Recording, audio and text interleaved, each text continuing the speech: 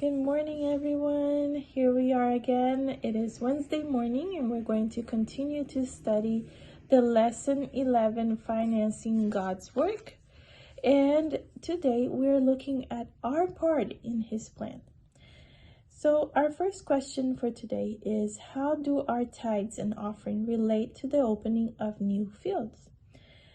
1 Timothy chapter 5, verse 17 and 18 says, "Let the elders that rule well be counted worthy of double honor, especially they who labor in the word and doctrine. For the scriptures saith, Thou shalt not muzzle the ox that treadeth out the corn, and the laborer is worthy of his reward." And so, if we look back in how, when God instructed the Israelites on how to provide for the sanctuary and the people working there, it was very clear that the tithe was to sustain the priest, and the offerings was to sustain the sanctuary, the service of the sanctuary. And so there isn't any place that the Lord has changed that.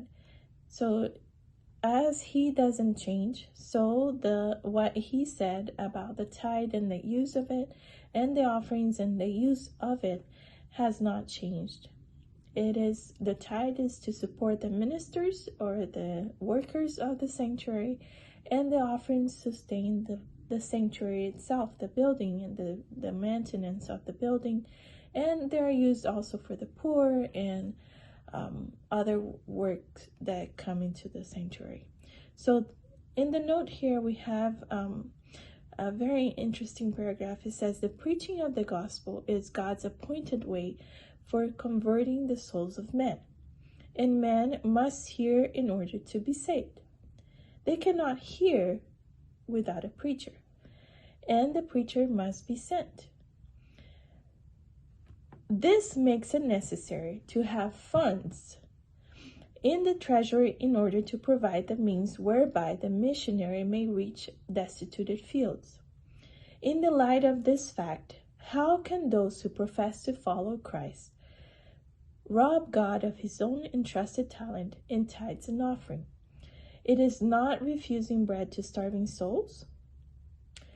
To withhold the means which God has claimed as His own, whereby He has made provision that souls shall be saved, will surely bring a curse upon those who thus rob God." And so, very clear. I think we can't argue with this thought, right? In order for people to hear about the gospel, we have to talk about it. And in order to send people to talk about the gospel, we have to sustain them. They cannot do work without being paid. Or they can't even survive if we're not there to help. So then it is our duty to give back the tithe so that the work can be sustained. And if we don't do that, then we are robbing God. Question B. How does David encourage us to be liberal givers? 1 Chronicles chapter 29, verses 10 through 14. "Wherefore David blessed the Lord before all the congregation. And David said, Blessed be thou, Lord God of Israel, our Father, forever and ever. Thine, O Lord, is the greatness and the power and the glory and the victory and the majesty for all in heaven and in the earth. Thine the kingdom, O Lord, and thou art exalted as head above all. Both riches and honor of thee, and thou reignest over all. And in thy hands power and might, and in thy hand to make great and to give strength to all. Now therefore, our God, we thank thee, and praise thy glorious name. But who am I, and what is my people, that we should be able to offer so willingly after this sort? For all things come of thee, and of thy own we have given thee." And so here we see how David praised the Lord, and he recognized how great God is and how everything that we have comes from Him. We are blessed beyond measure. with life, with strength, with health, with the means to gather, and to have, we are blessed with the health to work and to able to have means to bless the work. And so it was out of thanksgiving that David gave willingly, also recognizing that whatever he was giving wasn't even his to begin with. And so if we look into the history of David, we also find that he not only gave the tithe, but he also gave the offering, and he also made a gift for the construction of the temple. His heart was in that there would be a temple for the Lord to live in.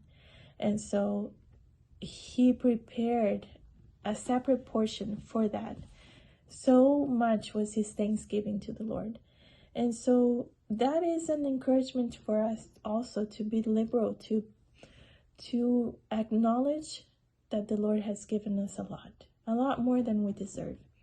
And that everything that he's given is his to begin with. And so we're not doing much by giving back. May the Lord help us to embrace the blessing of being able to participate in his work by giving of our means, or and sustaining the ones that are doing the work out in the field and talking about the gospel. If we're not able to do it ourselves, then at least we can participate by sustaining them. God bless us, and I will see you again tomorrow for our Thursday lesson. Have a good day. Bye.